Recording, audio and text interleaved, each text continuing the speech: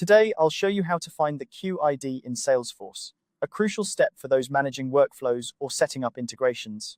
Whether you're a Salesforce admin or just getting familiar with the platform, knowing how to locate the queue ID can streamline your tasks significantly. Let's dive right in.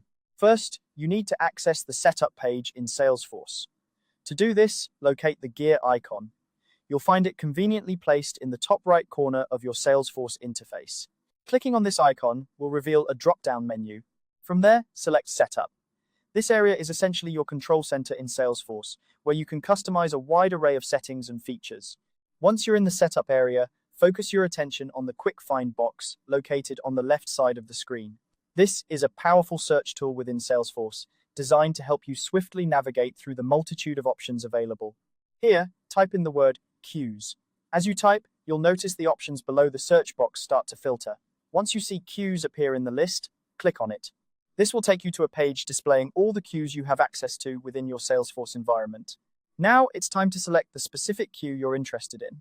On the queues page, you'll see a list of all available queues, each identified by its label name. Scroll through the list until you find the queue you want to inspect. It's important to select the correct queue, as each has a unique queue ID. Once you've identified the queue you're looking for, click directly on its label name. This action will navigate you to a detailed page for that particular queue.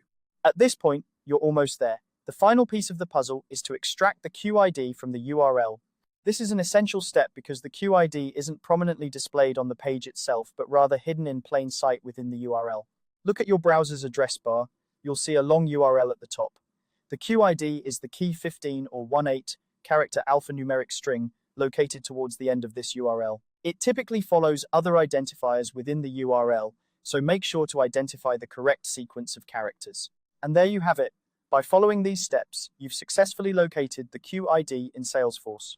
This ID is valuable, particularly when you're performing tasks that require precise identification of queues, like setting up automated processes or integrating with third-party applications. A quick tip: always double-check that you've copied the correct queue ID, especially if you're using it for integrations or automation. An incorrect ID can lead to errors in executing tasks, so it's worth taking a moment to verify. I hope this guide has been helpful and empowers you to manage your Salesforce environment more effectively. If you have any questions or need further clarification, feel free to drop them in the comments below.